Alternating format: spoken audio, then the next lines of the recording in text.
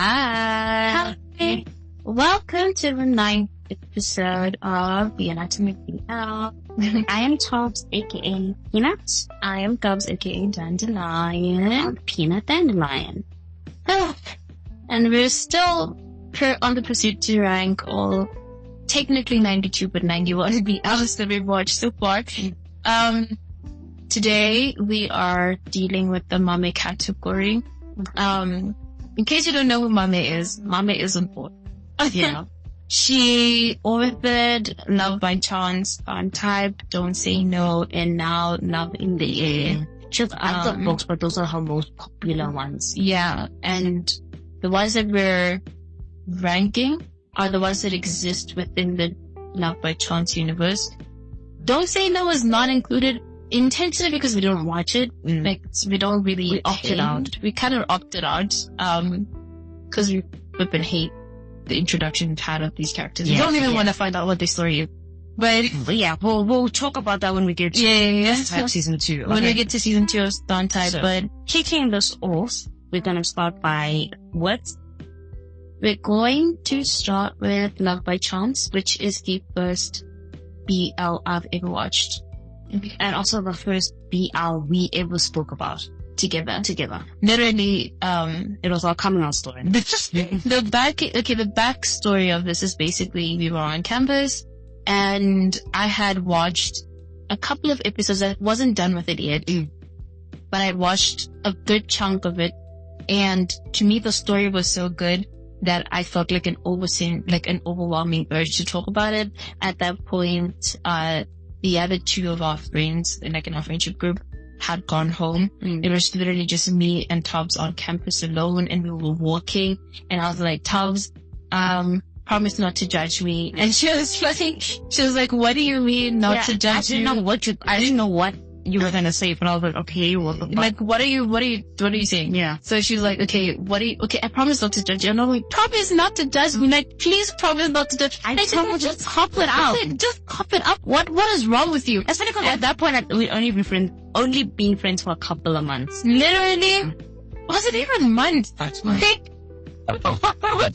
Months, maybe 2, maybe like February, March. It was early. Yeah, early in the year. Yeah. So that's why I was like still worried, because we're still like in the early stages of our friendship. And I'm like, getting tomatoes. I could lose this friend that I just had, but also like, I'm trying to be my authentic self here, so I just need to tell somebody. I can't shut up about it. So I'm like, okay, don't judge me. There's this series that I watched on YouTube, and it's these two gay dudes falling in love, and Tubbs was like, is it Love by Chance? She's like, is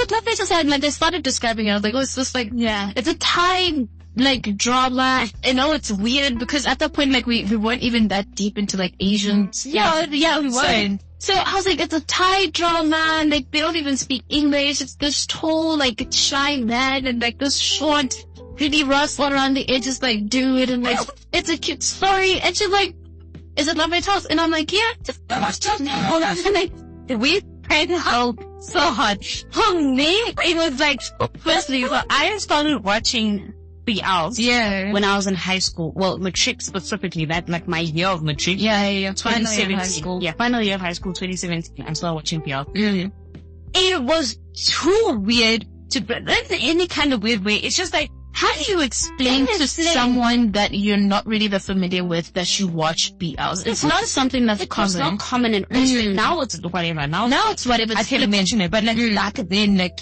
it's also here in South Africa, like, it's very bizarre. Like, bro, you know, and it's kind of how do you say that I watched a Thai drama about two men falling in love? Like, it's like, what? How do you? It's not even that I just watched that. I actively watched. I watched Addicted. Which was my first one. I watched Addicted, and it just fell down a rabbit hole. Literally just watching BLs. And so like, this was something that I kept to myself. I never told anyone, right? I kept to myself, speaking to Gubs, and then Gubs brings it up, and I was like, I don't know, I did like, oh my god. I had to start returning everything in my life. But I remember as soon as I said it to you, you automatically were like, oh my god, Tubbs, you need to watch Together With Me next. Yeah. You're like, there's Together With Me, there's Addicted, there's other stuff. And then, what did I actually started listing them off one by one? I was like, okay, slow down.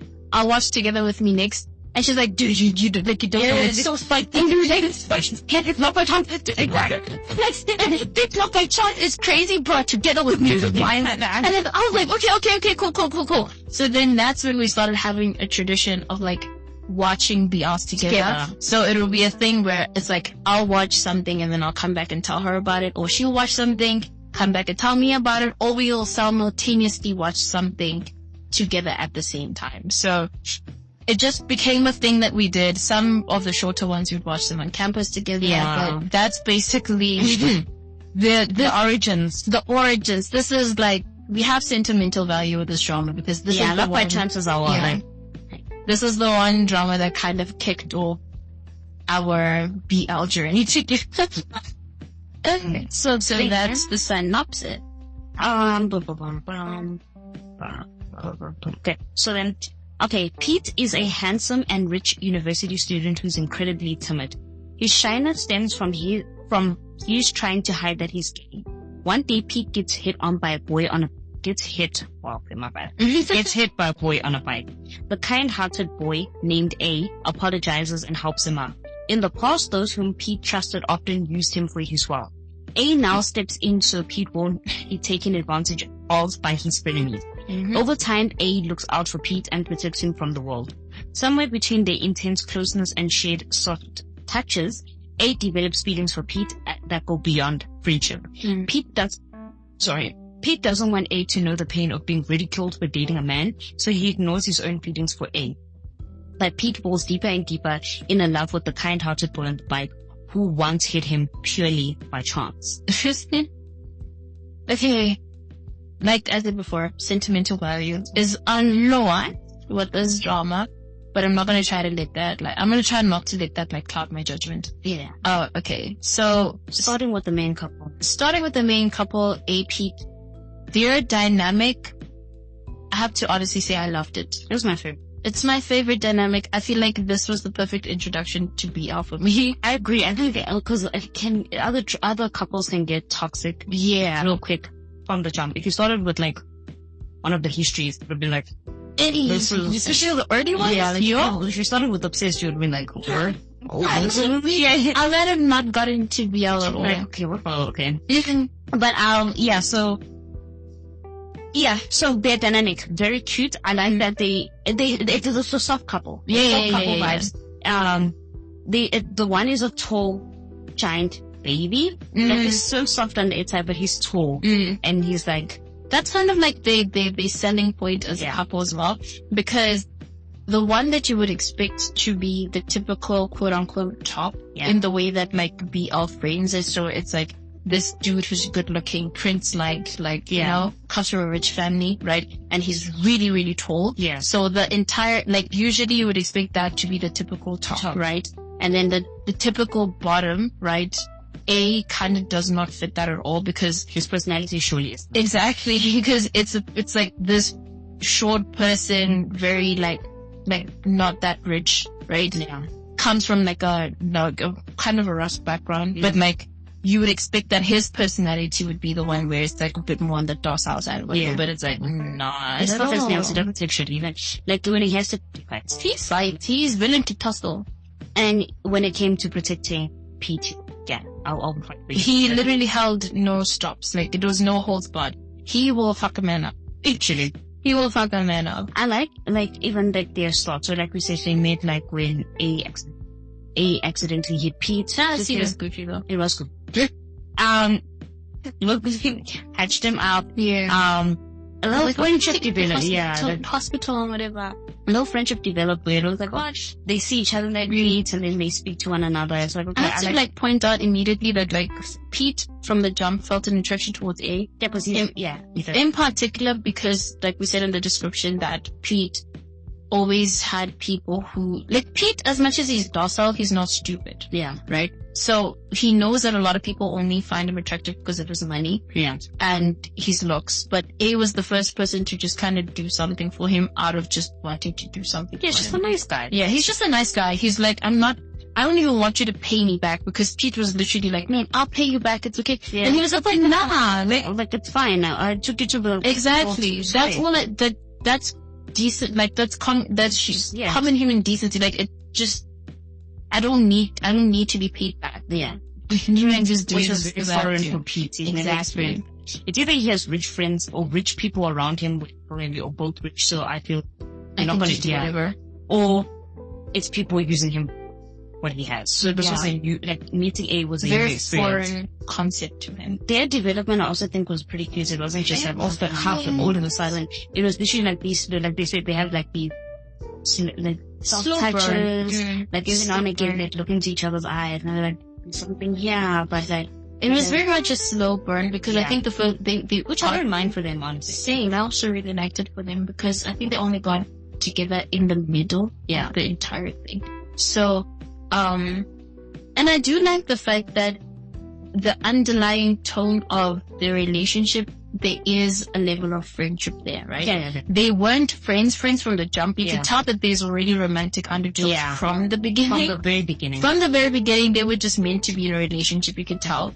But it was like a thing where I liked the fact that in the development of them getting there, on A's side, he wanted to protect Pete more and more. Yeah, it was one of those things where it's like, the more I'm around you, the more I feel the need to protect you.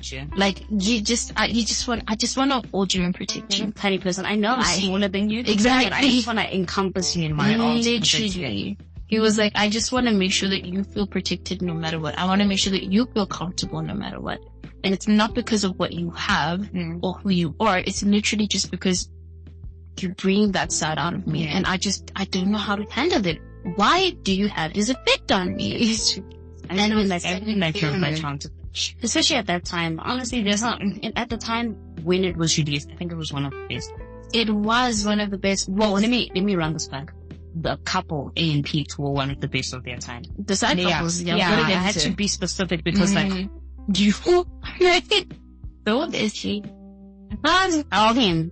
But in conclusion, one of my favorite couples, one of my favorite OTs. To this day, one of my favorite. They hold up. Some people that you love them in the past, and then as the time goes, you're like, in retrospect, they weren't the best, but I think they hold up. I also love their like self-development within the relationship.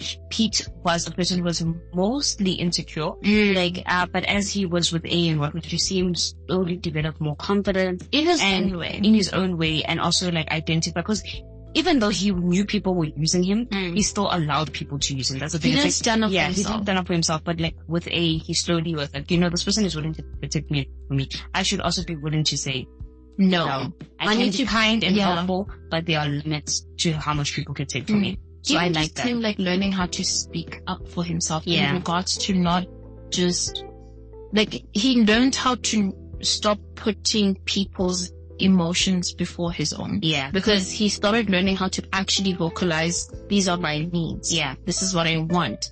Don't say this or don't do this. I'm not going to bend over backwards just for you. Yeah. It's the same with when he was like also setting boundaries with like Dean, for example. That was for Dean the first time he ever like dealt with Pete in a way where even Pete was like standing up to him. Exactly. Being like, no, stop. Don't. 100%.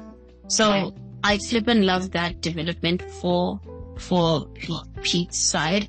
And on A's side, I like the fact that gradually as like the thing goes, you can see A become softer. Yeah. Right? He's rough around the edges and he's slowly softening. The world is not such a hard place. It's not as harsh as I think it is. Fighting. Exactly. Because his whole thing was I'm constantly on defense mode. And a lot of it is because a lot of people undermine him. First of all, he's not this rich guy. Also, he's short. So like a lot of people, his tough exterior is because people usually undermine me. So I'm going to show them that, no, I can fight. I am tough. And I am a man. You won't undermine me. So with being with Pete, he's able to like get that gentle side. Like I don't have to.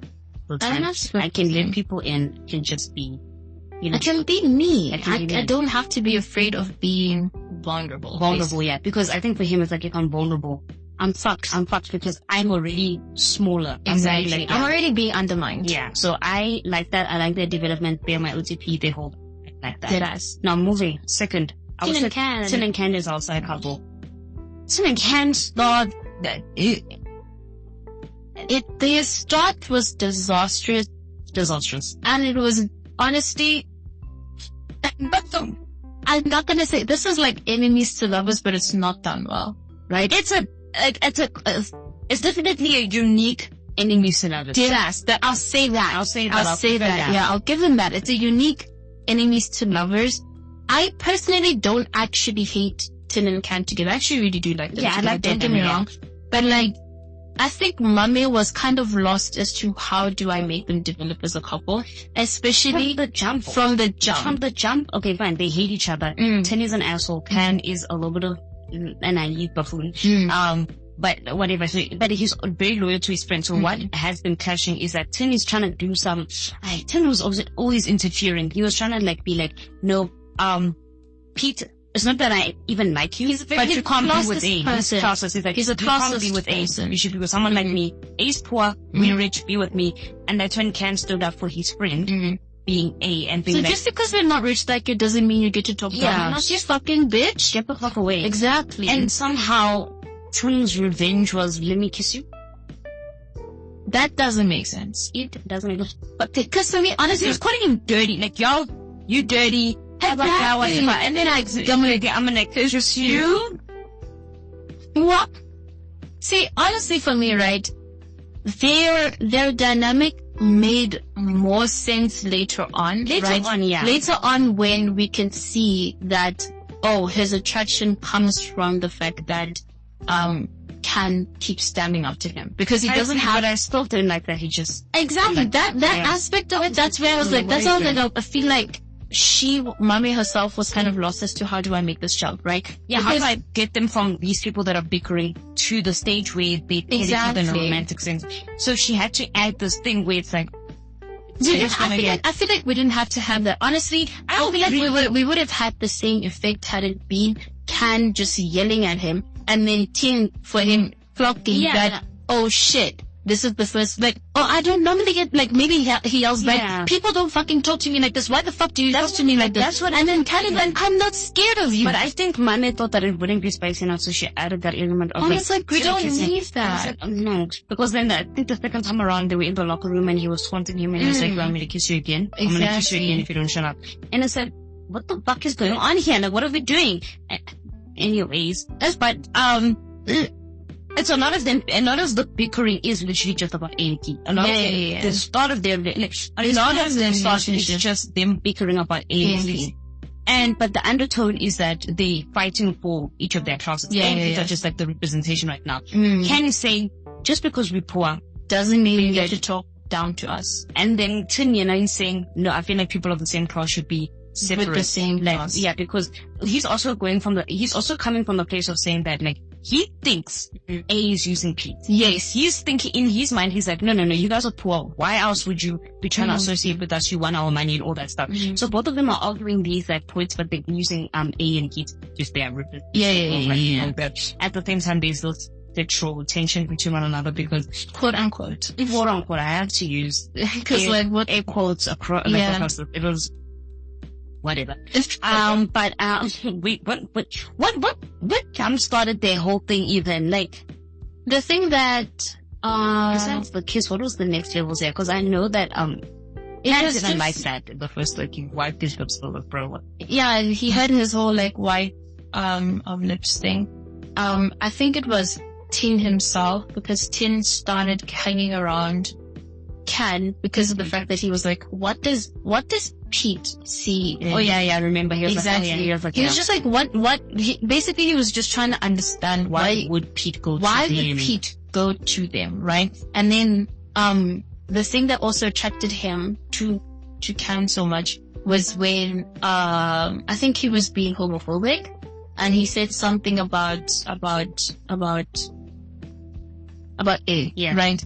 With Pete.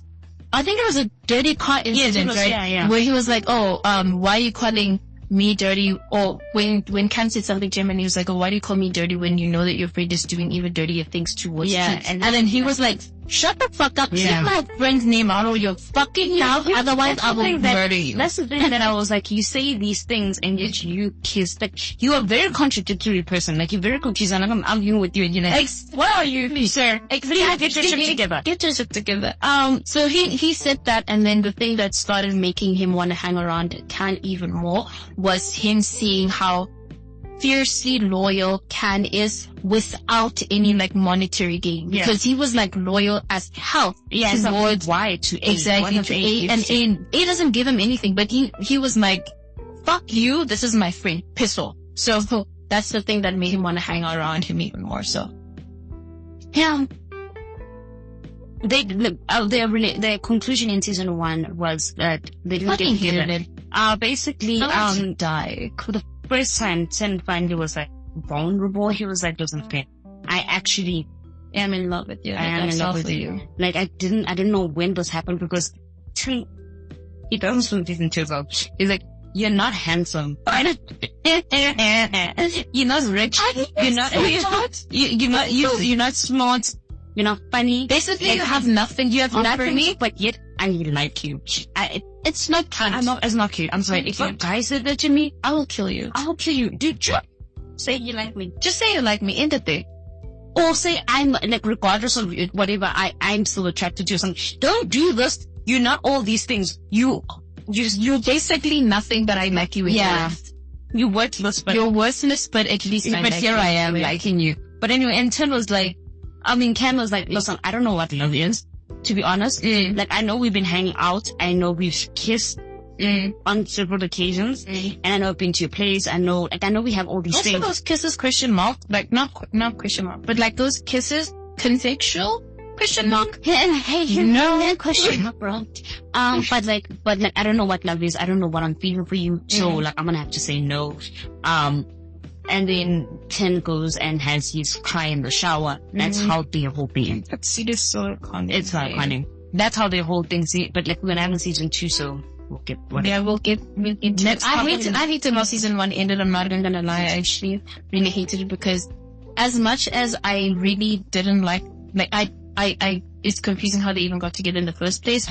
I hated the fact that they didn't end up together, because they were a good pair when they were together. Yeah. Anyway, the other side couple. So Techno and Ginkla, and those are the ones we're discussing now. And then we also have to discuss Sto and the brothers. Yeah. So Techno and Ginkla, not even a couple. We shouldn't call them a couple. The pairing in this, basically, an obsessive person and a stalker. Yeah, Ginkla is in love with Techno, obsessed with Techno, and he's constantly doing. So Techno, he's always saying to Techno's brother, like, okay, can you let me into your house? Let me. He's crazy. Like, can you give him this gift? Can I? Like, it's just, and he's rich. So basically, he'll give goodies to his brother. To his brother, for just selling him out every single time. Like, he's literally just selling his brother. That's basically no fucks on this night in particular. Techno is force drunk, and Ginkla, what is they brings it. They're home together, and he says to Techno's brother, give him to me for the night. Yeah, give him to me for the night, leave. Right, it was at Techno's house. So give him to me for the night and you leave. And I'll give you money or whatever. Or you get my bike or something. Or like, something, whatever like he wanted. Or I'll get you this girl's phone number, whatever the fuck Techno's brother wanted. And he was like, sure, this. And he left his brother and came glad. I didn't expect this, but anyway, he's a crazy motherfucker. He's the boy, now Techno's lying on the bed. Essentially, well, not essentially, he raped him. He literally just, while Techno was drunk, he basically went and raped him.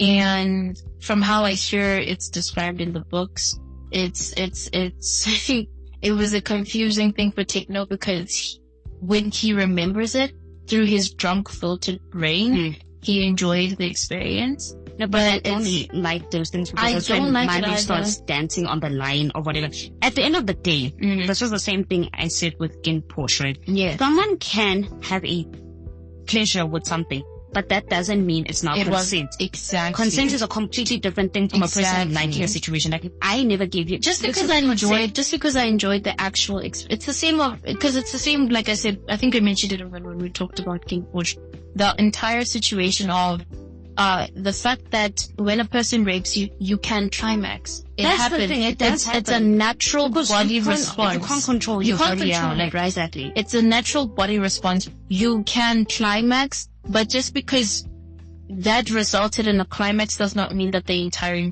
experience, or it says something about you enjoying it. Yeah. That's the fucked up part of it. Nonetheless, even if but it's still, like, it's just a consent is its own completely different conversation. Yes. It can never be conflated with you enjoyed it or pleasure. If I never gave you explicit consent that yes, we can do this, especially if I was inebriated like he was under alcohol. No. Straight up, he raped him, and then in the morning, it was already a disgusting act, but in the morning, he basically put the blame on him. Yeah. He was like, oh no, you seduced me because he's younger, right? Like, Techno is this university student. He's in high school. Kendall in high school. So he's like, no, like, you seduced me, like, and I couldn't say no to you because, you know, you're my older brother. And I admire you so much. And I really enjoyed it. So that's what we did. And Techno, like, visibly, you could see that he was horrified and, like, confused. Like, there was a lot going on in that moment. I mean, you waking up to, like, your brother's best friend lying in your bed naked and he's telling you that you guys had sex where you are the one who seduced. Like, there's so much confusion. Like, you don't, like, what the fuck? Like, you know. How do you even handle that? You can't even handle that. I hated that. And then what you call getting clear was like, you have to take responsibility. Literally. Like, you have to take responsibility for what we did. So we have to be together now. And it's like, it was so fucked up. I don't know why they had that. Like, not my chance was fine. That was just the whole other. That was the whole story that I wanted to cut. Yeah. I wanted to cut that out. Yeah, they should have cut it out. We can just move on from that. I just don't even want to talk about it anymore. The next thing is the brothers. Yeah, where it was like this incest insinuation thing. Like, and I was just like, no. I was like, Tharntype, what's going on? Like, you know how jarring it is to have A and Pete with these couples? It's so insane. Why are we doing that? They and Pete and Tin and Can. Yeah, those are fine. Yeah. We can them in the same because there's nothing, like, the other ones are absurd. Yeah. Rape and incest. It doesn't get worse than that. Why are we in the same genre? Like, and A and Pete as sweetest thing. Like, what is this? It was absurd. It was ridiculous. It didn't make any sense. Bruh. There was this thing where the brother was, like, the older brother was in love with his younger brother. And it was the younger brother, like, he's going through severe trauma. Linking back to Tharntype, we'll talk about it when we get to Tharntype is specific. But the brother's going through severe trauma because, where he was originally, he wasn't here, but where he was originally, he was sexually assaulted. Yeah. And then his boyfriend dumped him. Yeah. So, Tharn dumped him. His boyfriend Tharn dumped him, and he was sexually assaulted. Or rather, he was forced to break up with Tharn. No, he wasn't. Well, yeah, he was forced to break up with Tharn, and then Tharn moved on, which also broke his heart because in this universe, Tharn is with Type. Tharn is already with Type. In Love by Chance, Tharn is with Type. Yes. It's like, God, it's a concurrent thing. We'll get to the other one. Like, so he's heartbroken, and he's going through extreme trauma, and he can't tell this to his brother. He's going through a lot. The brother doesn't know what's going on because he refuses to tell anything to his brother. He's trying to protect his brother's feelings. Yeah, and his brother at door. He's very confused with what's going on, so he's trying to reach out to his brother, like, oh my, what's going on? Please explain to me. But at the same time, he has, like, feelings for him.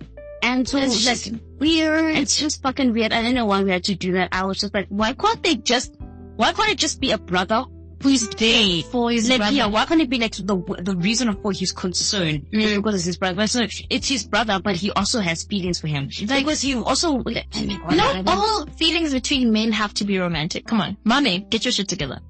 Please get your shit together. Let's rank it. Poor girl.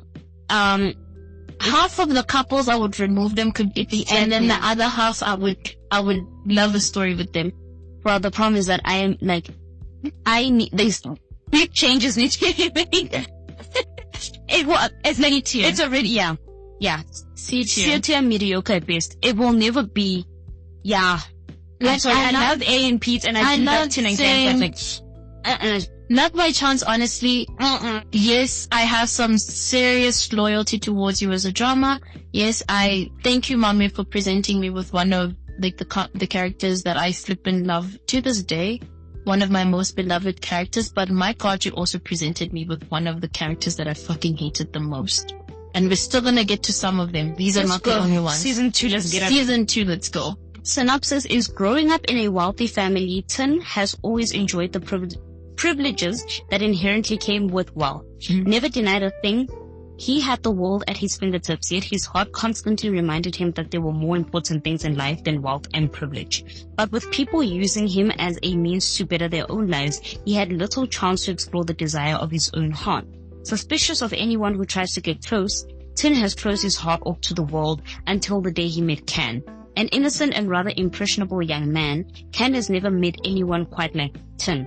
An incorruptible soul, Can's sweetness left an inedible, indelible.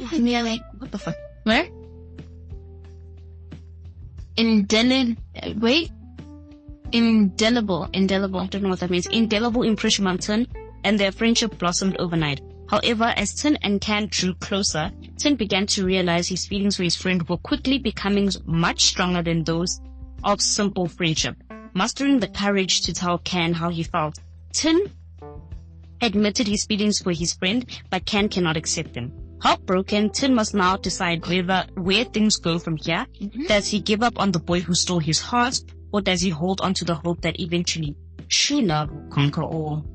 Okay, so like I said before in Love by Chance in the first season, I was fucking pissed at how Tin and Can ended. So I was looking forward to the story, and because it's their story. Yeah, it's their story, because like they immediately from the jump I knew that they were going to focus a lot on Tin and Can and their story and stuff. But what I didn't expect that really rendered my gears, I really got really pissed. I'm not even gonna try to pretend I wasn't.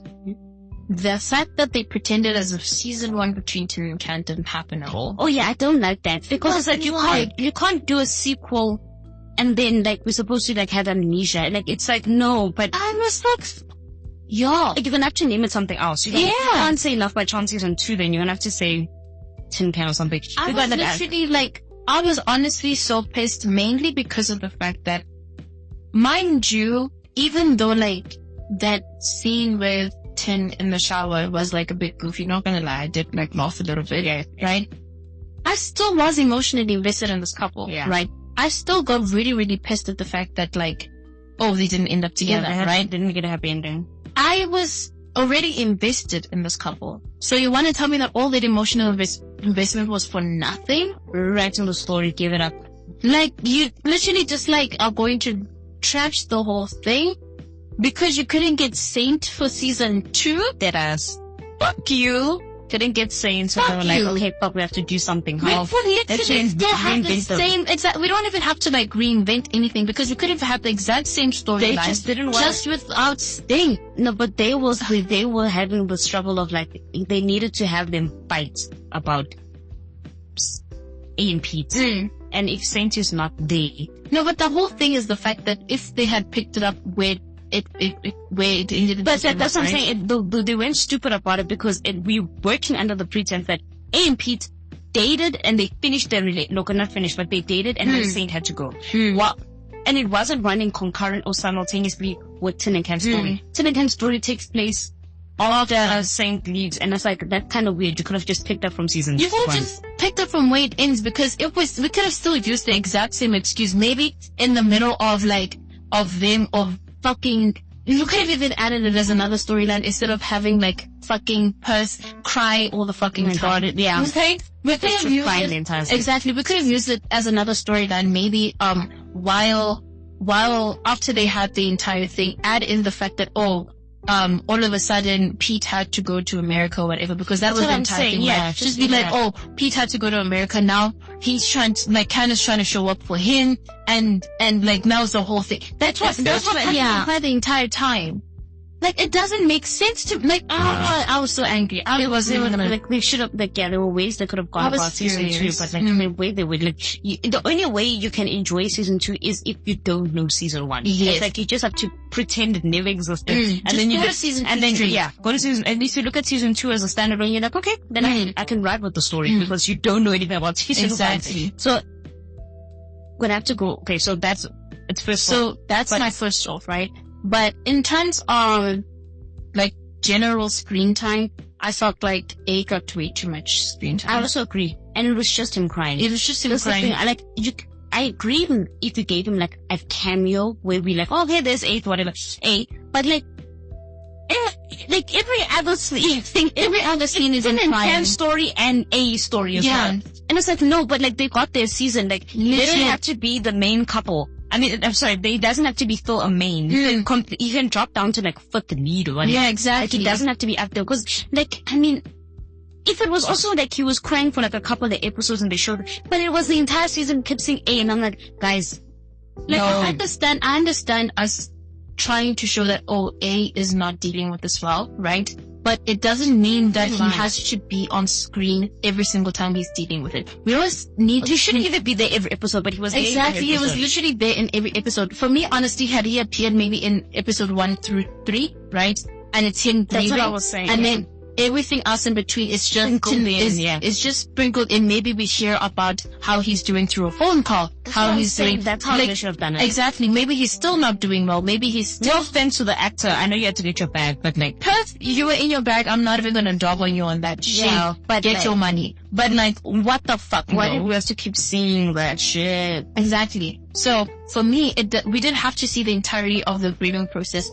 Or like, I don't understand why they showed the entirety of the thing when all he did was cry. And like I said, with A and Pete, with Sip and Tin and Can, they started the story from scratch all over again. From scratch, but then the timeline is off. Yeah. But now we have to pretend like it's not. Exactly. So, whatever. The development of the relationship, still same as season 1. Yeah. Like, it's pretty much identical. He still does reject him. Their reunion, I feel like it happened in a very Tin and Can way. Like, it's very character suitable, right? In the way that it happened, in the sense that, cause the whole thing was the fact that, Can had a whole soccer match. They ended up losing. Tin showed up for him. Tin, like, while he was crying the entire time. Keep in mind, prior to this, he's been thinking about Tin the entire time because he was like, okay, I said no, but like, I still think about it all the time. I don't know what to do. Like, what does this mean? And asking for advice, and people are just telling him, maybe you like him. So, after the soccer match, he goes and takes him for a meal. He's like, I need to forget. And his way of forgetting is basically and have sex. Yeah. Which is like, and even then, like, in typical Tin and Can fashion, Tin was still insulting him. Like, I was like, you're not sexy.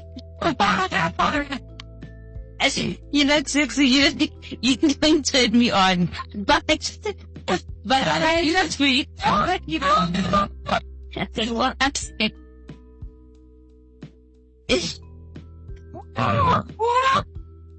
I'm saying you have nothing to offer me.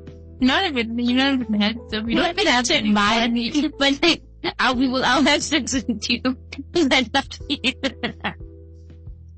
It's at that moment, you know, when you're having, it's in that moment during sex where it's like, this is the time where like the person is like, either the they start exactly, they start like it's like a sweet talk, if a sweet talk bullshit stuff, it's like that, you're not sexy.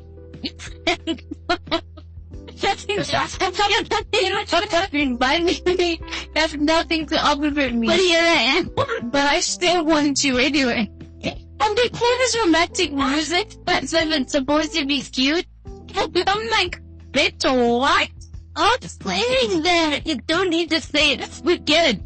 You and Ken are complete opposites. You didn't have any emphasis with him constantly.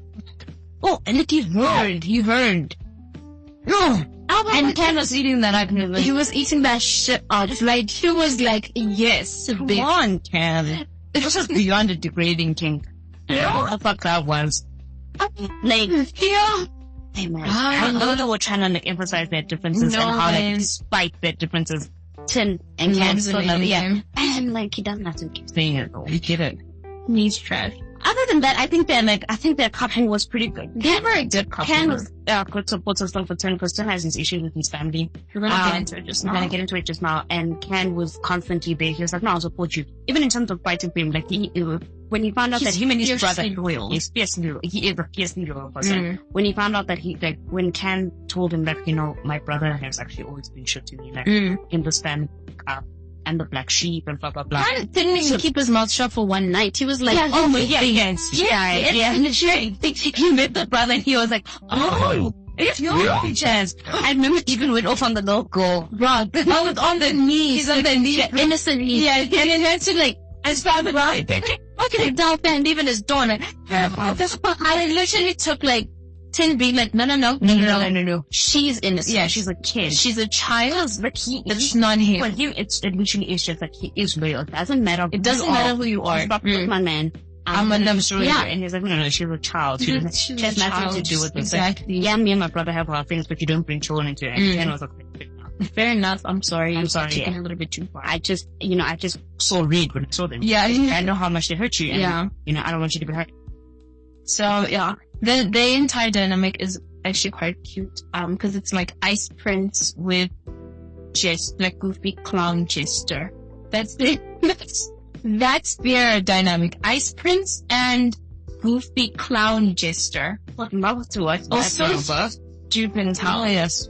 I also love, like, you said that, I was like, yeah, like, yeah.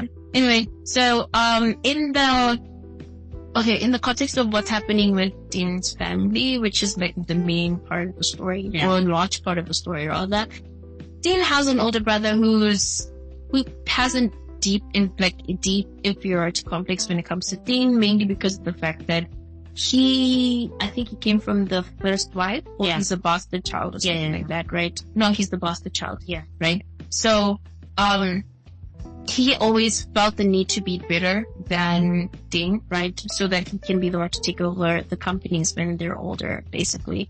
Because he doesn't want to feel like this, he doesn't want to not be discarded by their dad, essentially, right? Yeah. So he's in constant competition with Dean, which means younger brother, like you. Exactly. In terms of age, like he was like maybe a teenager. He's much older. He's much older than and right from a young age he was competing with baby Tin.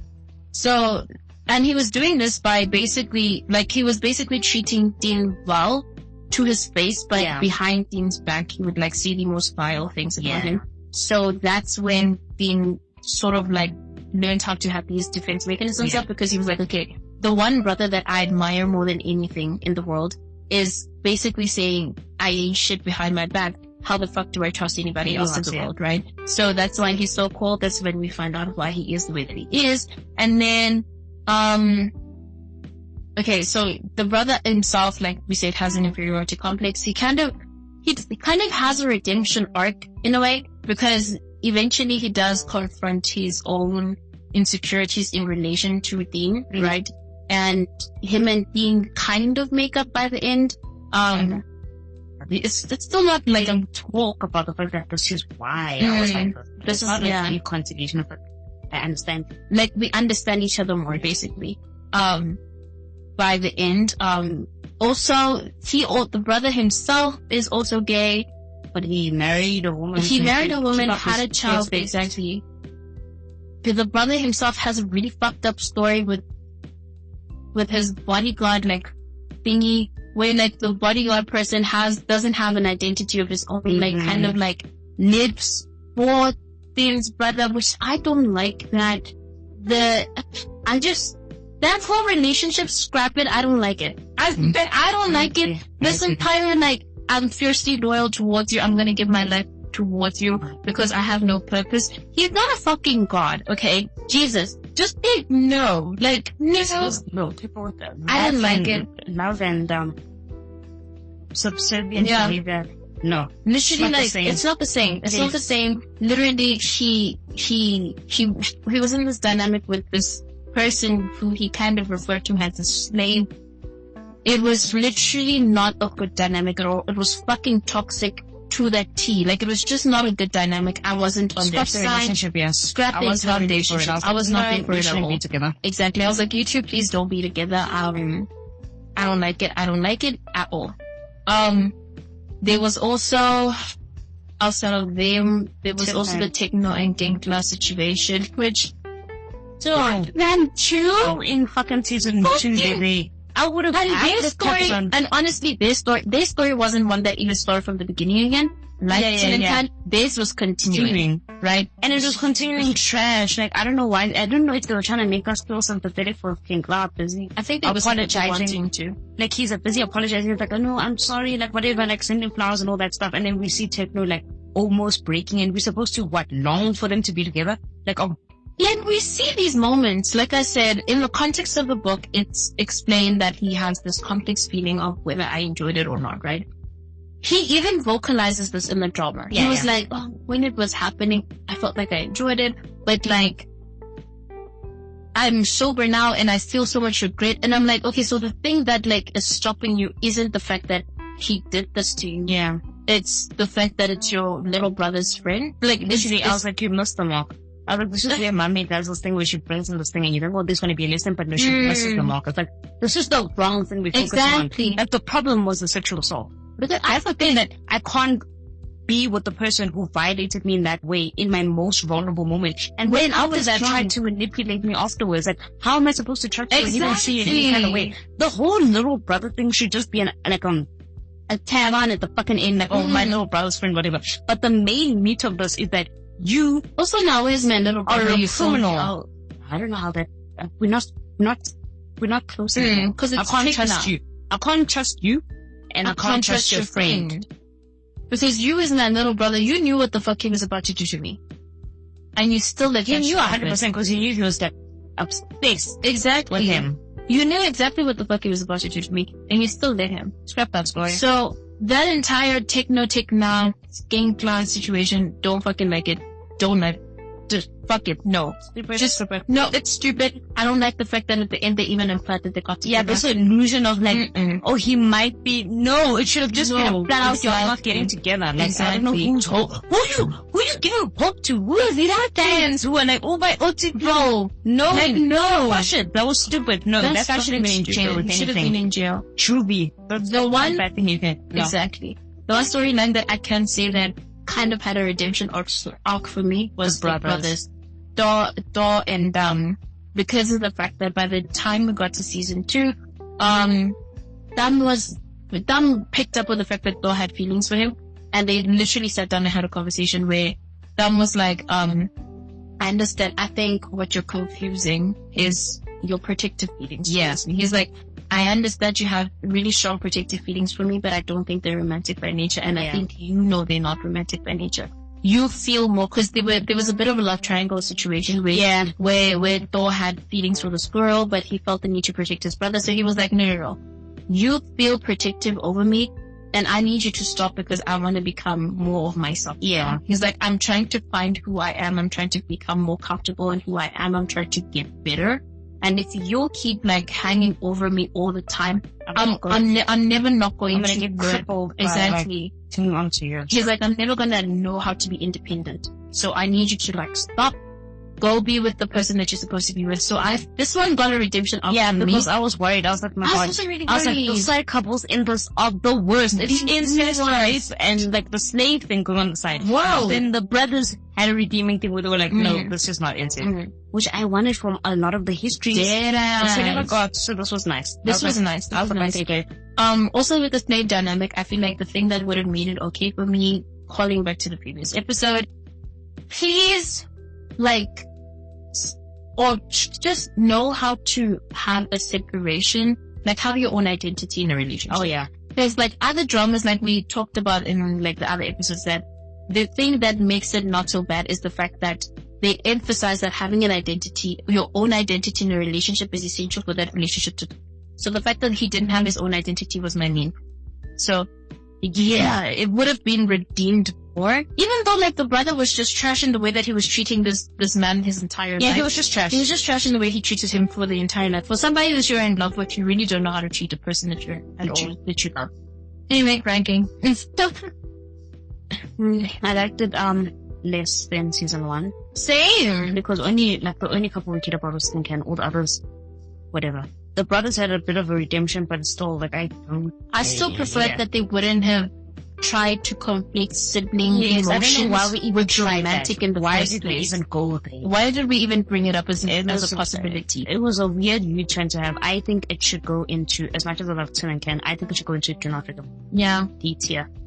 Yeah, I think D tier is suitable. Though I will, like I said, I have to bring this up. I will admire the complexity between Tin and Tin's brother's story. Yeah. That was handled fucking well. Yeah, so if you wanna watch like complex sibling relationships, I would recommend it for that alone. But most of it, if you can get through all the other bullshit, is basically what I'm trying to get at. Next is Tharntype. Ken. Synopsis is Hyde, I'm not gonna say his name, is a handsome freshman with a passion for soccer and spicy food. Although he's a friendly boy, he hates gay people because in his childhood he was molested by a man. His life turns upside down though when a new academic year of college brings along a charismatic roommate, Tharn. Tharn is a gorgeous, compassionate music major who is also openly gay. When Type learns this, he is determined to make Tharn leave the dorm as he won't live with the gay person. Tharn is equally determined not to give in to Type's homophobic tantrums with a gay guy and a homophobic guy that have a shared small space together for the rest of the year. What can possibly be the outcome of their story? Hatred? Maybe love? Otherwise it wouldn't be here. Yeah, it's fucking beyond time. Maybe not. Okay, firstly, this is already MAME has a track record, but this was the one where I was like, MAME, come on. Bro! Main couple. Because it's the main couple. Like we mentioned in the synopsis, right? Type is homophobic, and the reason is because he was molested as a child by a male. And thus he has trauma associated with being molested. So then he associates that kind of thing. All gay people, in his mind, he's like, gay people are bad. Exactly, because that guy was a gay guy. Why would he be molesting a kid? So, he thinks all gay people are molesters. Yeah. Right, so, yeah, anyway, Type, Tharn, openly gay person, moves into the dorm. Type finds us out through techno, and he flips his switch. He's like, no, you're gonna get out of here. I don't want to be in your prison. And Tharn, who's a confidently openly gay guy, is like, oh no, I'm gonna push back. So he's like, I'm not leaving, blah, blah, blah. But then it turns into this thing where they messing with each other. Whereas Type is doing the kind of messing where it's like, I'm gonna destroy the room. Then it's things that I'm gonna basically make life harder. Make life harder for you to the point where you're like, screw it, I'm moving out. Yeah. Whereas Tharn's approach is, it's more retaliation than anything, actually. Yeah, he's got retaliation. In the entirety of episode 1, it was just that back and forth. Yeah. Dawn was acting in retaliation towards what Type was doing. Yeah. But I'm saying, yeah. His retaliation though, like, it was more like haunting him. It's like, also, you homophobic? How homophobic are you? When I get into your space like this, are you still homophobic? Are you gonna fight me? Because he knows he's fake. So he's like, what are you gonna do to me? So he does things that are constantly crossing the line into like assault. It's like a start of small way, he gets into his space, like he gets into his like private space, corners him into walls and whatnot, and he's like, and then by the end of episode 1, he's kissing a drunk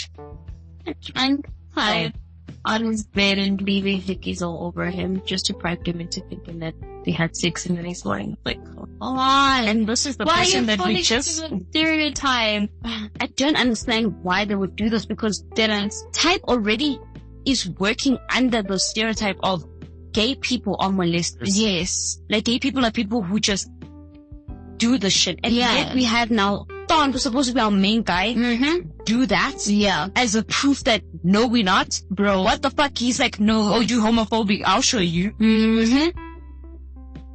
Mommy, what is going on? Like, I don't understand what her, like, honestly, I would have felt if it was like, Tharn was retaliating in the same way. Exactly, but he wasn't. He wasn't. He crossed into a sexual assault boundary. But don't know why that was a weird, like, we're pranking each other, like, but we're doing two different friends. Like, you can also mess with my room, like, my side of the bed, like, you can, I don't know, tear my sheets or something, whatever, but like, why are you triggering my trauma? Why is that your retaliation? Even if he doesn't know, he doesn't know, but it's still like something you don't do. If I don't have trauma, how is your retaliation borderline sexually assaulting? I think this is where I can like outline why I put mommy's dramas in their own category by themselves. This, like, call back to fucking Teen and Ken. Why did Teen kiss and when he disgusting? Makes no sense. It's things that they it's just things where it's just like, where's the, what is the mommy? Who had those kind of reasoning? Like, what is going on? Mommy. Like, mommy. Like, there's something that happened and can't remember now. Maybe you can. I think one got sick. Okay, and one got sick and Type got sick, and then Don ended up like getting notes from Techno to like give it to him when he's sick, as well, and also taking care of him because at some point when he was like nursing him back to health, Type would like cling to him, like crying for his dad because he just missed home. He's extremely homesick. Yeah. And like, Don would just be like, oh, he's so cute. Like, secretly, because I just like, this is why like, I got super mad the fact that like he even crossed into sexual assault territory, because we know that he sexually assaulted him because he found him attractive in the first place, which means that you're falling into the same stereotype that you're saying gay people are not. Like, man, get yourself together. Really, man. Bro, I was back at, Type is grateful. And so he's like, I need to pay you back. I need to pay you back. And they talk about, oh, what can you do with that? Don, I think, says jokingly, oh, sleep with me. Type's like, sure, but I'll be the bottom. I could say, wait, what's going on here? It's like, fine, I'll bottom for you. And it's like, whoa. What kind of leave? What? You when you were sick, I brought you a note. Getting active. Giving act as a reward for that? He was doing the bare minimum. He was being a nice person. He was being a decent human being. Don was like, Type was like, yeah, sure, I'll bottom. I'll throw it back for you. Honestly, like, for me, that was like that was like the revealing moment to me that, oh, you're just being gay this entire time. Like, yeah, you're just being gay. You just need an excuse. You just need an excuse now. Now something to be like, I'm not doing it because I want to, but I have to. I have to pay you back. So I guess we'll have sex, which was supposed to happen one time, but it constantly happens. It keeps happening. They constantly just each like, other. Yeah, because it's constantly like, I'm not going to sleep with you again, and then he ends up in his bed at night. Consistently. So it becomes a pattern where now, Darren starts wanting to develop the relationship into something more. Temp doesn't want to. Technically, because I think he was like he was in a situationship with this other girl. Yes, he was. And it was like, he would say he would be sleeping with Dawn, but going and like dating this girl. And he constantly say to Dawn, you and I are not dating. This is just like a thing that we do. But that hurts Type because Dawn, because at this point he's feeling, right? Anyways, Type recognizes that he also has the same feelings for Dawn. He's like, no, I actually do feel something. He just denies them. He denies it, but eventually, like, it comes to a point where he's like, I can't deny this anymore. He tells the girl, I have to appreciate. Well, I don't think he tells her that. That was it, but he breaks up with the girl. Yeah. And then he goes to Dawn. He apologizes, crying. I'm sorry. Take me back. They get together. That should be fine. Now, the main conflict of the story comes in the form of Dawn's best friend, Long. Long should have been in jail. He should have been in jail. How? He's not in jail? Will never make sense to me. Cause, just want to get it in quickly. Yeah, basically, as I mentioned in Love by Chance, so Dawn was dating who's in love by chance. Right? We mentioned the brother. The brother who's going through trauma that we mentioned was dating Dawn, but they broke up. So what happened in this breakup is that Long, who is Dawn's best friend, hired people to gang rape Dum, recorded it, and then went to Dum, who's now in trauma about what happened, said, I have this video of you sleeping with these men he used, and I'll show this to Dawn, and he will hate you and never speak to you again. But if you don't want me to do that, break up with him. Broke up with Thorn, and Thorn didn't understand why are you breaking up with that shit randomly break. And Tom is like, I'm just breaking up with you. Like, I'm not going to explain anymore. Yeah. Thorn had like this underlying, like, this like he was heartbroken, so he kind of hated Tom a little. Like, yeah, whatever. But then he meets Type subsequently. Long's plan was that he would be heartbroken by Thumb and he'd come running into his arms. Yeah. But Thorn has zero feelings for Long. He does not seem like, no, you're just my best friend. She's just my friend. And now when Thorn is with Type in the world, he tells Long, he's like, listen, Lucky. Yeah. Officially a thing. You find me in the back, or we officially a thing. I'm in doubt. Long is like, no, I'm going to crush this again. Sabotage. So he involves, traumatized them again. And he's like, listen, you are going to have to get back, or try to get back together seduce him. I'm going to get proof of that, and we're going to get Type to see that, and he'll break up with him, and then maybe I can cut my name somehow. Maybe it'll work this time. Spoiler, no, it doesn't. Don't fucking like him. But thankfully, because somebody someone was doing things also. Anyways, Type, when Dams came back into the picture and started trying to hit on Type to hit on Thorn and whatever. Type was like, okay, no, I'm gonna let the shit in this fight. Yeah. So he went to Techno and said, Techno, there's this kid, he's petty, running after my man. I need you to find info on him. He was like, cool, I have a brother. I think they go to the same school. They introduced them. Type confronted him. Dan eventually broke and was like, this is what's happening. I'm being blackmailed. Type is like, okay, I don't think Thorn is gonna believe us if we just say this is his best friend. Yeah. Friend. And even there are times where he hints to, like, we didn't know as the audience as what's going on. But he'll hint to Thorn, but the way Thorn would respond, he's like, okay, yeah, you wouldn't be. The way he talks about his friendship with Long. That Long would never do such a thing. Yeah, he's not best friend. Like, cool. I've known him my entire life. Yeah, okay, we're gonna have to catch him in the act. So they construct this big plan where Type is gonna find a way to break up with Thorn. So what we're gonna have is Thumb is going to seduce Thorn. Type is gonna catch them. He's gonna break up with Thorn. No way will then come in to not reveal, but play to whatever. We'll find a way for Long Way to contest the entire plan, right? My thing is, the plan hinged on Thorn actually being stupid enough to be in that situation. Yeah. Because Type said, listen, okay, the first time when Type found out that he was talking to his ex again, he said, listen to me. You are not going to talk to your ex again. I'm now your boyfriend.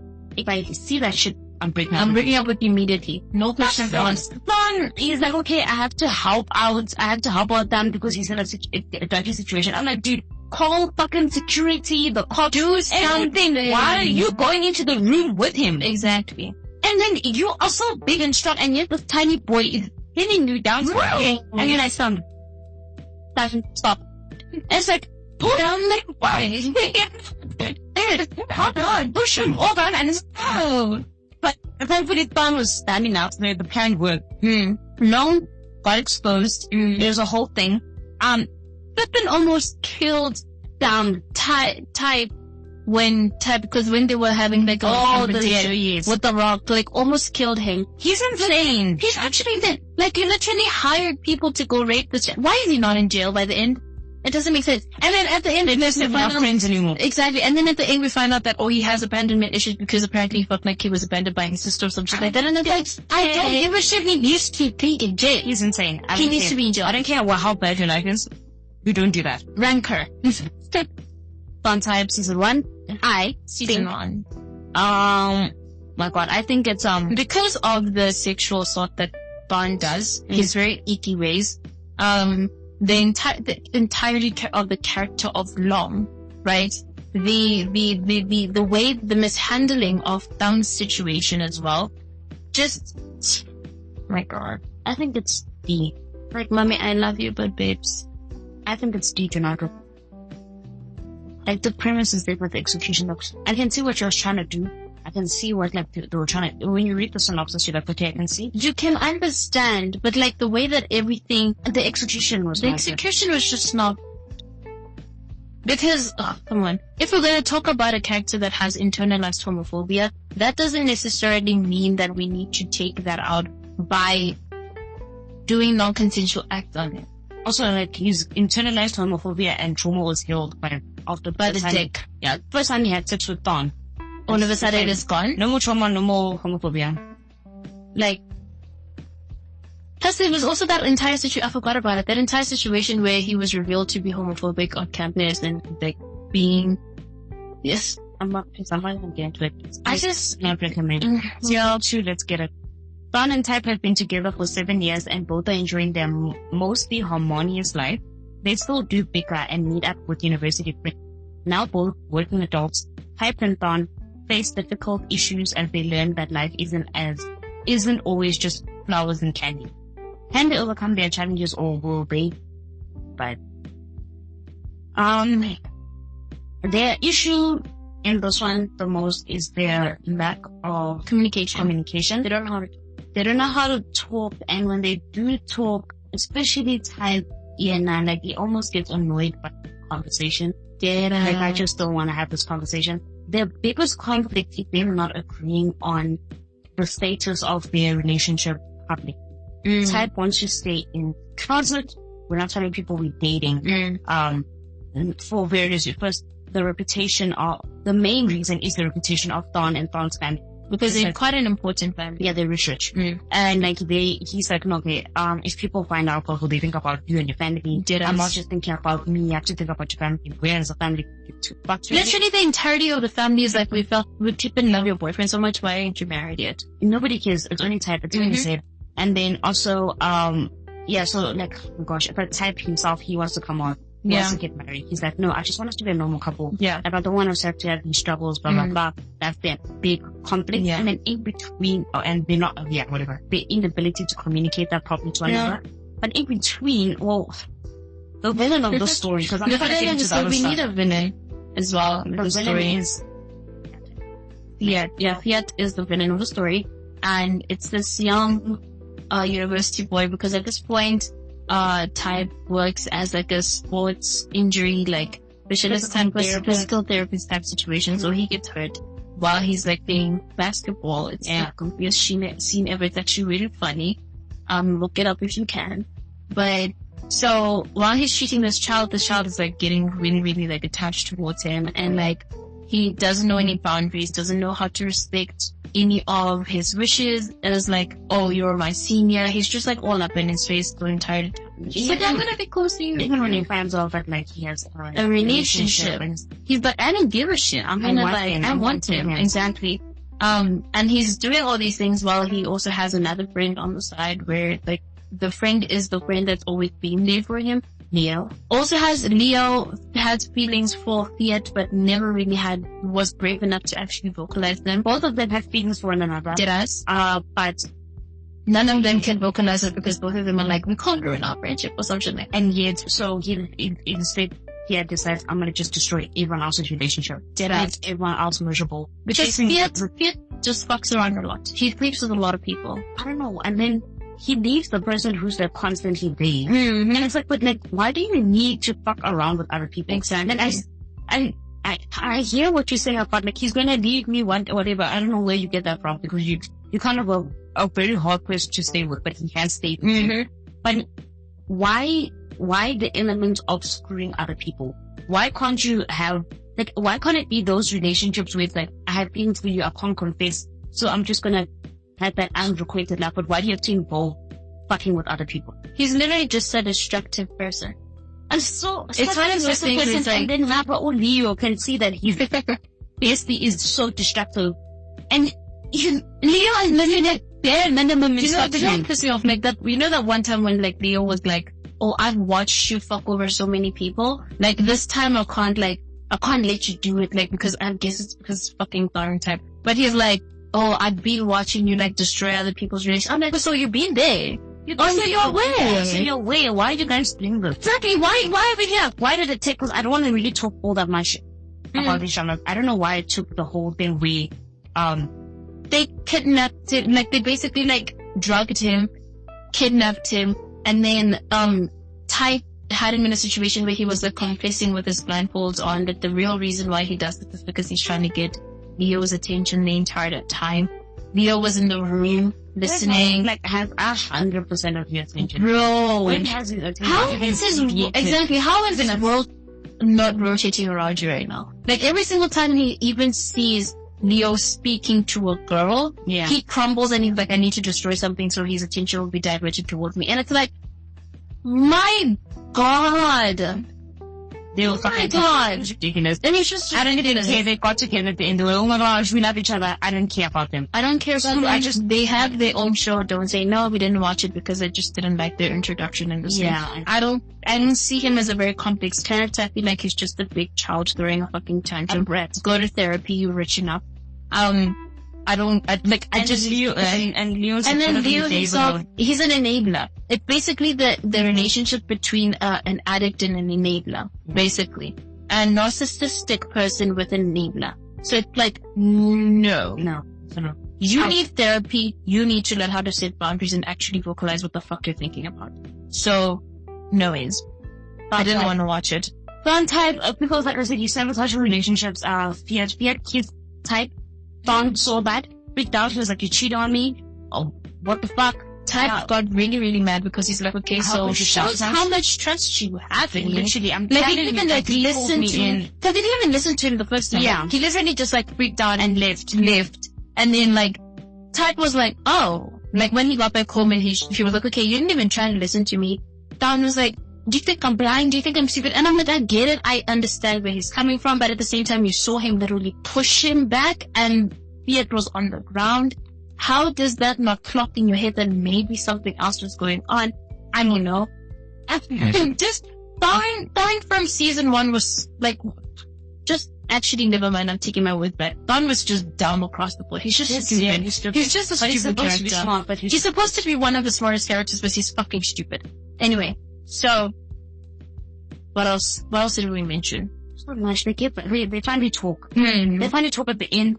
They get married. The end is them getting married. There's also I was actually really worried that they're gonna like put Game Clans and Techno story more story. So actually writing because they mentioned that Techno had a boyfriend. They alluded to it because they were like, oh, Techno's boyfriend is so like possessive and stuff. Okay. And I was like, bitch comes on screen, I'm going to lose my shit. Especially because in season 1 he was on screen. He was. But they didn't really delve into the story. But I was like, I'm going to lose my shit if he comes on screen. Please don't show him there, bro. Overall, my favorite season. I remember those shenanigans that we mentioned. There's nothing else there. I mean, it's cute scenes. Like if it's your OTP, you have to. It's the OTP. It's because you get to see Tharntype being Tharntype, basically. So I think it sits with the sister. They're not yeah. I don't think it actually needs to go up or anything because there's nothing really interesting that's happening much in season 2. It's literally just the continuation of their relationship. Yeah. They try to deal with like real life situations that adults face, but it doesn't deal with the nitty gritty of it. It's more just like your own personal anxieties, you know, and maybe like considerations of things that you normally wouldn't consider when you're younger. For example, the whole reputation thing, even though nobody can get flippant and tiny, just type in his own. Literally just type in his own head. But anyway, do not recommend it. That's it. Tharntype concludes our MAME category because we refuse to watch Don't Say No. Fuck no. But Love in the Air. Love in the Air, we're gonna watch. Yeah. We saw clips and we love ourselves some entertaining trash. She writes very entertaining trash. She has a way of pulling us back. That's the thing with MAME. I have a really toxic relationship with MAME. I know the drama's not gonna be the best. I know I'm going to have my qualms with it. Yes, I know there's gonna be things happening. Because I saw things. The things I've seen thus far, I'm like, why did you have to add this exactly. MAME. We could have done about it, but I know every drama of yours is gonna have this element. Exactly. I think it's impossible for MAME drama not to have this element. Exactly. But MAME is in her bag. I'm not even gonna dog on her shame. She's making her money. She's a good writer, not a good writer in the sense that the characters are morally okay, and they also typically don't get their deserved comeuppance. Yeah. But she is an entertaining writer. Not gonna lie, she knows what she's doing. You're in your bag. Love you for that. And yeah, that was the category. If you want to go visit us over at TikTok, you can. We also are on Twitter, even though I haven't posted it for a while. If you're listening in on like Spotify or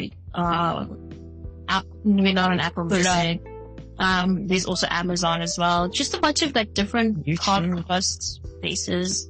Or you can also just like leave a comment down in the comment section if you're watching on YouTube. But contact us where you want to, I guess. Yeah. That's it. Bye. Bye. That's it.